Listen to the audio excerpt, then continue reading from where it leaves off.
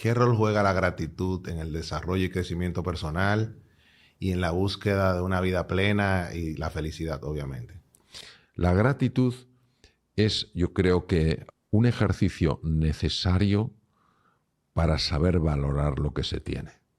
Y es impresionante la investigación que se ha hecho sobre la gratitud y el impacto en la salud, porque se ha demostrado que la gratitud produce algo en el sistema nervioso que genera un equilibrio tal que la tensión arterial se regula mucho mejor, personas diabéticas, el azúcar, los niveles de azúcar se gestionan mejor. Es decir, no cabe duda que el ser humano, cuando vive en la gratitud, tiende a estar más sano que cuando vive en la queja.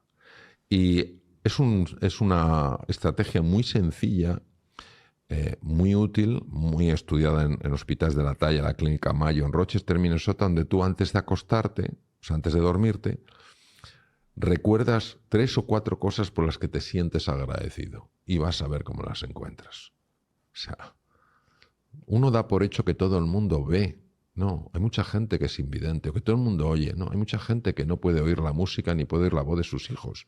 Hay mucha gente que da por hecho, pues eso, que lo normal es tener un techo en el que cubrirse. Hay mucha gente que no. Entonces, cuando vamos empujando nuestra atención para darnos cuenta no de lo que nos falta, sino de lo mucho que tenemos, entonces pasan cosas. Entonces, acostarse con este gesto de gratitud que lo llegas a notar como sensación, es decir, no es un ejercicio intelectual, es una experiencia sensorial. Y cuando te levantas por la mañana y dices, ¿de qué estoy agradecido? Pues yo voy a decir una cosa que es como muy sencilla. A lo mejor que te has levantado sin ningún dolor. Hay gente que se levanta todos los días con dolores. Tiene lo que se llama dolor crónico. Todos sabemos lo que es levantarte y tener dolor de cabeza, o que te duele un diente, o que te duele una rodilla. Y sabemos cómo te afecta. Hay gente que todos los días se levanta con dolor. Y aún así, muchos de ellos, a pesar de eso, sonríen. Entonces, sencillamente para que nos demos cuenta de que la gratitud es una forma de ser y estar en la vida, que no solamente hace que estemos mucho mejor por dentro, desde el punto de vista afectivo, sino que además tiene un impacto clarísimo en la salud. ¿Qué tan importante es la mentalidad de abundancia y por qué tenemos que tratar de desarrollarla? La mentalidad de abundancia se desarrolla cuando tú entiendes que el universo es por naturaleza abundante. Yo creo que la mentalidad de abundancia es aquello que uno descubre cuando piensa en el bien de los demás, cuando no solo piensa en el suyo. Y la mentalidad de abundancia no solo tiene que ver con cosas materiales, porque si una persona solo tiene cosas materiales y no tiene personas que la quieran, un motivo real para vivir, una ilusión en su vida, etcétera, etcétera, es muy pobre. Entonces la mentalidad de abundancia no tenemos que verla solo en las cosas, sino en las experiencias que tienes, en la gente que te quiere. Y hablemos un poquito del estrés. Lo primero, tenemos que superar una gran confusión que hay incluso hoy en día con el tema del estrés, porque equiparamos estrés con enfermedad. Lo mismo que equiparamos ambición con avaricia. No es lo mismo. Lo mismo que equiparamos a veces competir con rivalizar. Son dos cosas distintas. La vida sin estrés sería físicamente imposible. Es decir, los mecanismos del estrés no están por un capricho de la naturaleza, sino por una necesidad para ayudarnos a estar bien. Por ejemplo, los mecanismos de estrés se ponen en marcha cuando una persona percibe un peligro a su integridad física. Si no existieran mecanismos de estrés, nosotros no hubiéramos sobrevivido los 2,5 millones de años que lleva la especie Homo sobre la Tierra, ¿no? Si nosotros en un momento determinado no tuviéramos estrés, no tendríamos la motivación para alcanzar determinadas metas y conseguir determinados objetivos. No tendríamos la capacidad para superar determinadas pruebas porque el estrés tiene que aflorar determinados recursos.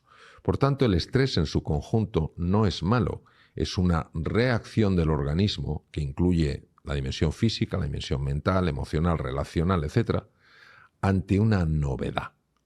Por tanto, vamos a hacer una distinción entre lo que es la forma útil, positiva, beneficiosa del estrés y lo que es la forma negativa.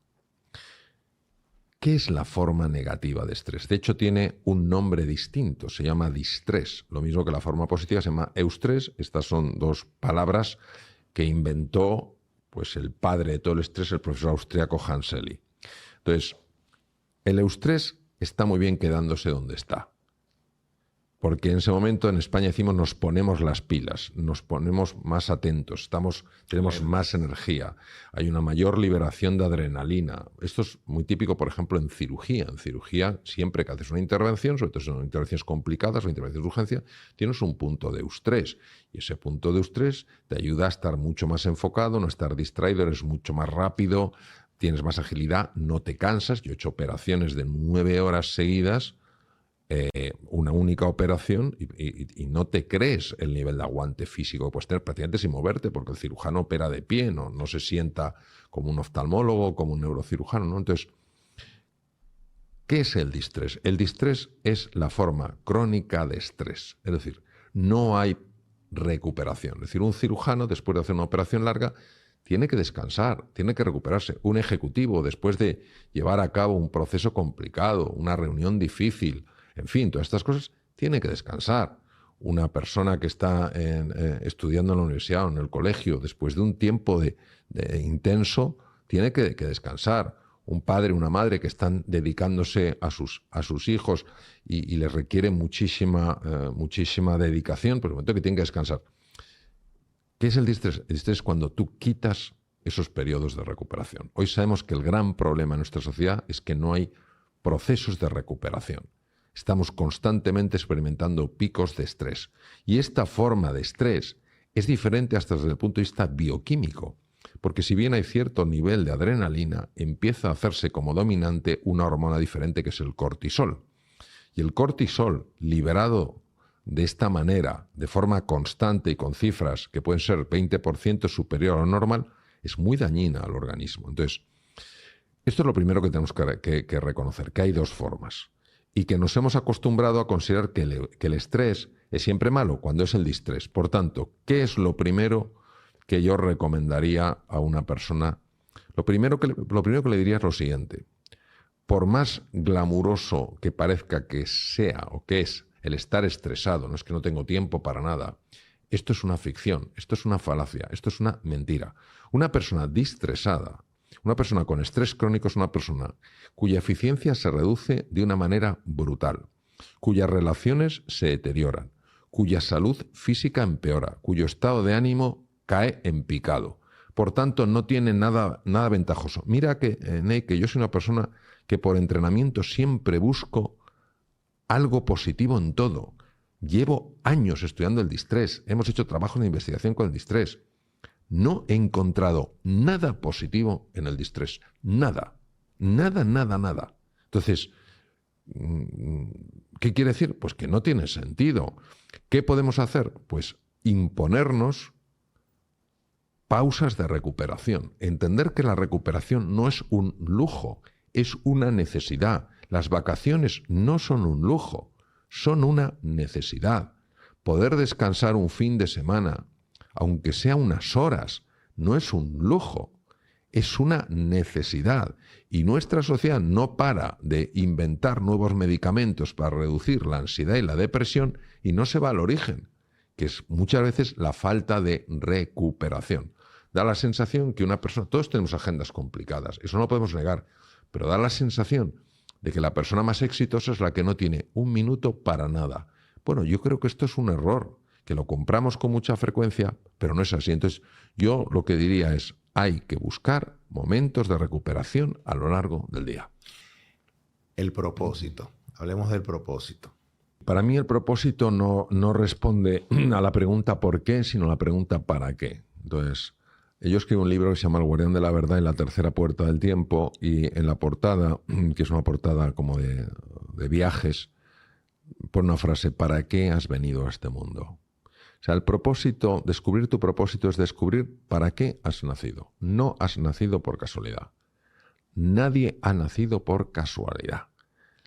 quien se crea que esto que estamos viviendo es fruto del azar, yo le invitaría a que mirara con mayor profundidad. Ninguno hemos nacido por casualidad. Todos hemos nacido para cumplir un plan que mejora este mundo. Entonces, el propósito siempre lo encuentras en relación con los demás. Y es una revelación. O sea, el propósito es algo que te es revelado. No es algo, en mi experiencia, que intelectualmente empieces a decir, tienes que hacer el trabajo. O sea, tú tienes que preparar el terreno. Pero el descubrimiento de tu propósito, en mi experiencia, es algo que te es dado. De repente lo ves.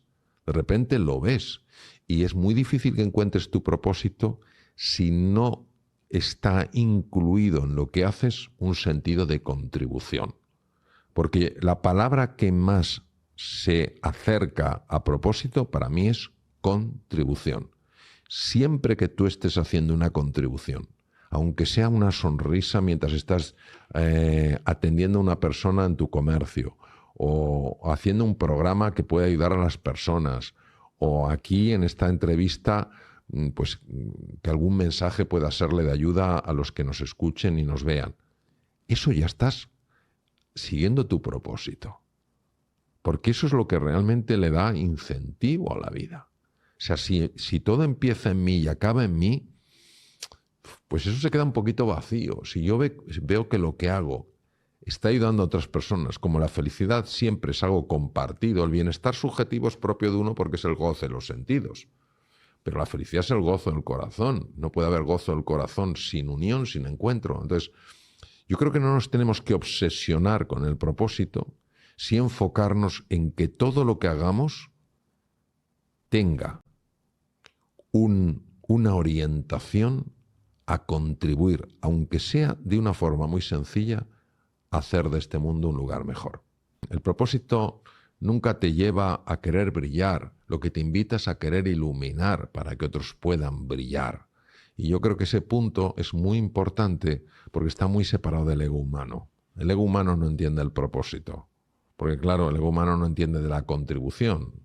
El ego humano no entiende el encuentro con el otro, ¿no? No entiende principios de la abundancia, lo entiende mí, mío, para mí, siempre yo, ¿no? Y hablemos de los miedos y las autolimitaciones. Hay tres sentimientos que son incluso emoción. La diferencia entre sentimiento y emoción es la emoción es un proceso corporal y el sentimiento es la percepción consciente de eso que está ocurriendo en el cuerpo. Hay tres sentimientos y emociones que son tremendamente disfuncionales en el ser humano. Tremendamente disfuncionales. La ira, el miedo y la culpa.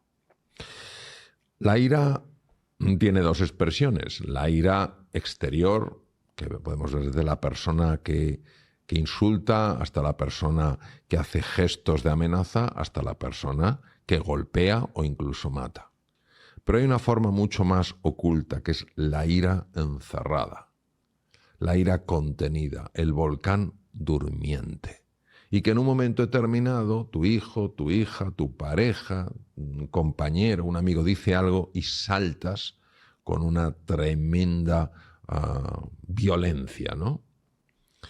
Esa es la ira. El miedo. El miedo es una emoción que, ajustado en intensidad y en contexto, tiene todo el sentido del mundo. Si yo me voy a un parque natural en la India y no tengo precaución, sabiendo que hay serpientes cobra, sabiendo que hay tigres y sabiendo que hay leopardos, soy un insensato. El problema del miedo en el ser humano es que la mayor parte de los miedos son generados por la mente. Entonces, cuanto más miedo tenga yo a una persona, más la voy a atacar. Y voy a sentir que me estoy defendiendo. Yeah. Entonces hay que tener mucho cuidado porque la ira y el miedo son las dos caras de la misma moneda, exactamente la misma moneda. Si yo tengo ira y ataco, tengo miedo a la reacción. Si tengo miedo, para protegerme, ataco. Entonces, estas dos emociones van por un lado. Y la tercera es la culpa. La culpa no tiene nada que ver, absolutamente nada que ver, con la tristeza por el error cometido y la llamada al arrepentimiento. He cometido un error, he hecho un daño, ha tenido unas consecuencias, lo siento profundamente y voy a ver cómo puedo reparar esto. Eso es necesario y perfectamente válido.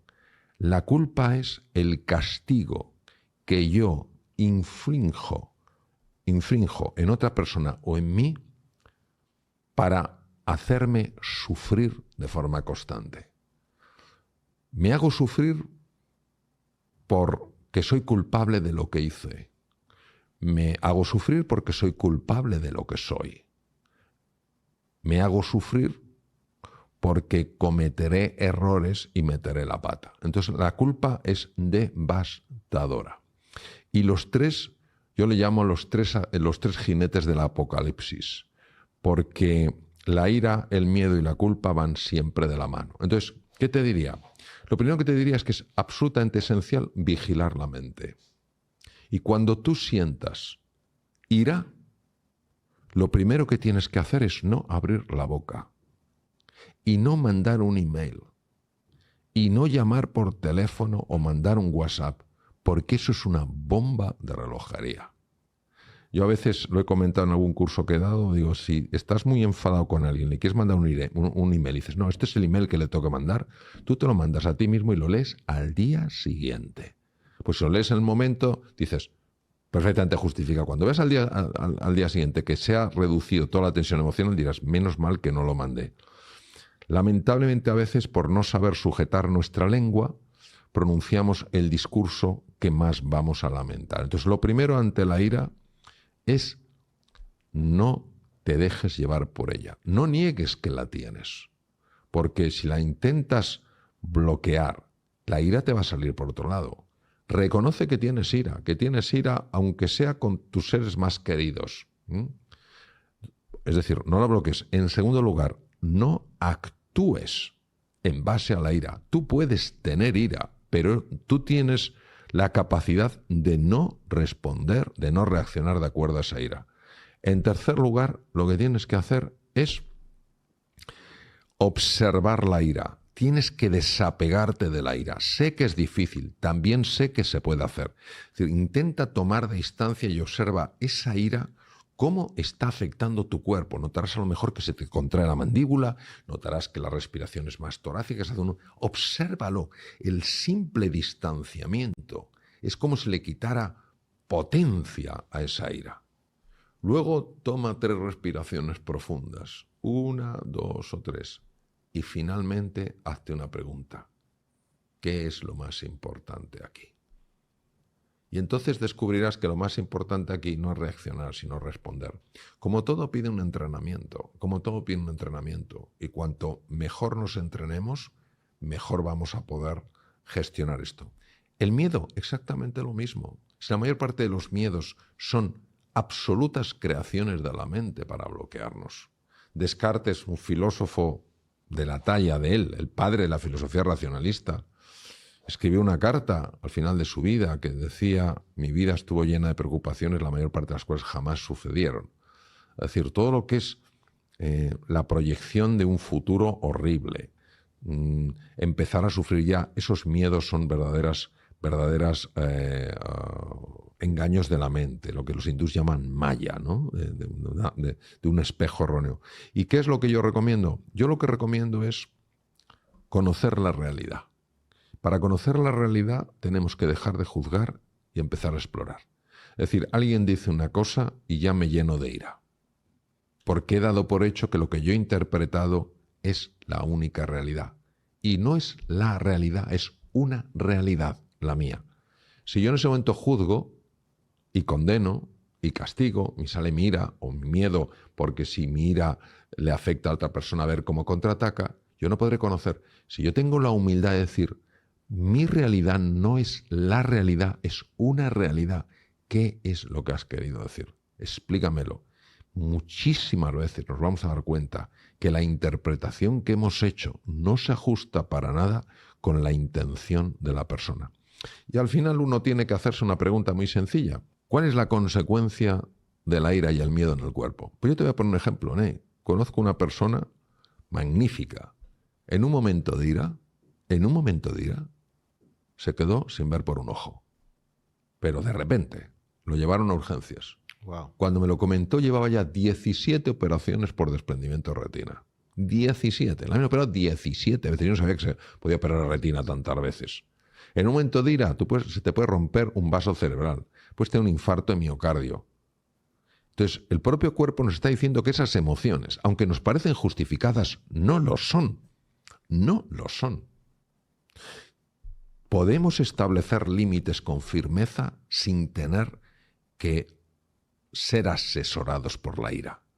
Porque en la ira tú eres consciente de lo que dices, pero no eres consciente de cómo lo dices. Entonces yo te diría que es un entrenamiento progresivo donde todos tenemos que ir ganando habilidad. Yo el primero, nos equivocaremos, pero aprenderemos. Ahí está también la resiliencia de la que hablábamos antes. La resiliencia es, me he equivocado, pero no me voy a castigar el resto de mi vida por haberme equivocado. ¿Qué puedo aprender de esto? Voy a volver. Y mañana lo haré mejor. Y mañana, pues si reacciono, reaccionaré con menos intensidad y durante menos tiempo. Y así es como vamos ganando ese espacio que se llama libertad. A mí me impresionó mucho algo que leí de San Pablo. Y decía, al final, solo se os va a examinar en una asignatura,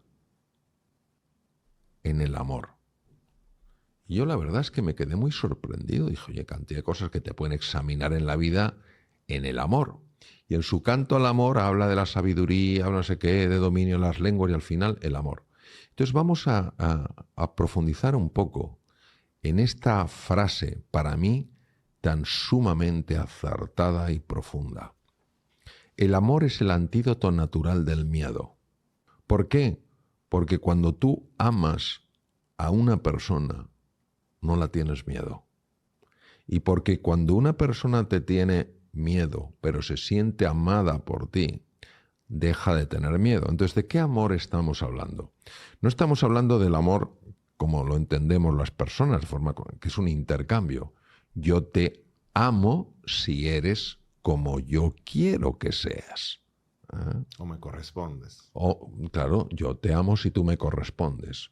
O cosas tan horribles que se oyen a veces, fruto de nuestra ignorancia, nuestra maldad, si eres así, Dios no te va a querer. Con lo cual, imagínate la imagen que tenemos de ese Dios y no me extraña que tantas personas, lamentablemente, rechacen a alguien tan sublime, ¿no? Por esa conexión que han hecho. Entonces, ¿qué quiere decir? Que el amor es transmitirle a una persona: yo no te quiero por cómo eres o dejas de ser. Yo te quiero por quién eres. Yo te quiero por quién eres. Porque eres una persona digna de respeto, porque eres un ser humano. Y desde ese amor sí se pueden establecer límites. Y decir, hasta aquí no, pero yo no busco agredir a la persona. No estoy canjeando, tú te portas de una manera, yo te amo. Lo que estoy diciendo claramente es, estos son los límites. No está en juego el amor, pero sí está en juego a lo mejor que tú y yo sigamos juntos.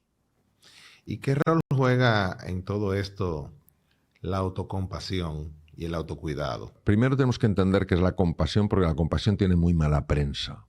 En una ocasión, un director general de una empresa me dijo, Mario, yo no puedo tener compasión porque tengo 2.000 personas. Y me dejó bastante descolocado. La compasión tiene dos connotaciones negativas y erróneas en relación a lo que significa compasión. La primera connotación errónea es que la persona compasiva es una persona blanda, que todo lo deja pasar. Iba a decir debilidad. Entonces, claro, se asocia a una debilidad. Es curioso porque en el taoísmo la compasión tiene un componente yin y un componente yang. El componente yin es el abrazo maternal y el componente yang es la firmeza. Tú eres firme estableciendo los límites, pero lo haces con amabilidad, no lo haces con dureza. Entonces, la compasión significa exactamente lo siguiente. Primero, entiendo que estás sufriendo. Para eso tiene que haber, previo a la compasión, tiene que haber empatía. No puede haber compasión sin una empatía. Es decir, entiendo que estás sufriendo. No me lo dices, pero yo capto que estás sufriendo. Número 2, tu sufrimiento no es, para mí, indiferente. En tercer lugar, quiero ayudarte a reducir ese sufrimiento. Esa es la compasión. Pero fíjate qué bonito, Ney, que la compasión se diferencia radicalmente de la lástima, en que en la lástima yo me siento superior a una persona, mientras que en la compasión yo me siento exactamente igual a esa persona. Entonces, cuando la compasión se pone en marcha, uno no se ve como inferior a la otra persona, sino como cercano, como alguien que quiere compartir destino contigo. Entonces, la compasión es importantísimo desarrollarla porque es el bálsamo que cura un montón de heridas. Respecto del autocuidado. El autocuidado brilla por su ausencia, entre otras cosas, porque fíjate, antes hablábamos de la ira, del miedo y de la culpa. Fíjate qué curioso, muchas personas, si se cuidan, se sienten culpables, porque asociamos erróneamente cuidarse con ser egoísta. Y esto lo he visto yo especialmente frecuente con mujeres, que si van al gimnasio, que si se cuidan, que tal cual, son egoístas porque tendría que estar en casa. No, todo el mundo necesita cuidarse. Hemos visto que la falta de cuidado favorece el estrés crónico. Entonces, ¿cuidarse qué es? Cuidarse es quererse, es respetarse y es valorarse. ¿Eso qué quiere decir? Quiere decir que si tengo que cuidar mi cuerpo, tengo que respetar mi cuerpo y tengo que valorarlo. Yo no puedo meterle basura. Lo mismo que no dejaría que echaran un cubo de basura en el salón más bonito de mi casa, en la habitación más bonita de mi casa. No lo permitiría. Entonces, lo primero es que tengo que tener cuidado con lo que como. O sea, yo me acuerdo una vez, estaba en Asia, me fui a comer unas galletas, tenía un hambre horrible, y las galletas miré y vi que tenían grasas trans. Las grasas trans están prohibidas, son tóxicas. Pues, chico, pues cuidado, a la basura, y me aguanto con mi hambre. Entonces, ser cuidado. Si veo que el ejercicio físico yo lo necesito porque pierdo masa muscular, las articulaciones sufren, el corazón sufre, etcétera, cuidarse implica querer mi cuerpo, pero también cuidarse implica querer mi dimensión psicológica, mi dimensión mental. Si yo me estoy castigando constantemente, me estoy recriminando todas las cosas que hago mal, si no soy capaz de reconocerme nada de lo que hago bien, si siempre estoy acusándome y declarándome culpable, ¿dónde está ese cuidado de la mente? Me convierto en mi peor enemigo. Y luego cuidarse también es la dimensión más espiritual, más anímica, es decir, cuidarse también implica buscar esa reconexión con el misterio, con la naturaleza, con los demás. Entonces, ¿por qué muchas veces no nos cuidamos? Primero porque no somos verdaderamente conscientes de las consecuencias de no cuidarse. Siempre le va a pasar al vecino. A mí esto no me va a pasar. Eso es lo primero. Y en segundo lugar, Ney, porque realmente no nos queremos. Nos aguantamos. Fíjate lo que dijo Blaise Pascal en el siglo XVII, el gran filósofo francés. Dijo: he descubierto el origen de la infelicidad del ser humano. Toma ya. Su incapacidad para mantenerse solo en una habitación. Fíjate que se han hecho estudios, esto va a ser difícil de creer, es real, donde personas han preferido recibir descargas eléctricas a quedarse solos en su habitación. Si te das cuenta hoy en día, el nivel de distracción que hay, ¿por qué hay tanto nivel de distracción? ¿Por qué necesito distraerme cada 2x3? Porque me cuesta estar solo, me cuesta estar sola.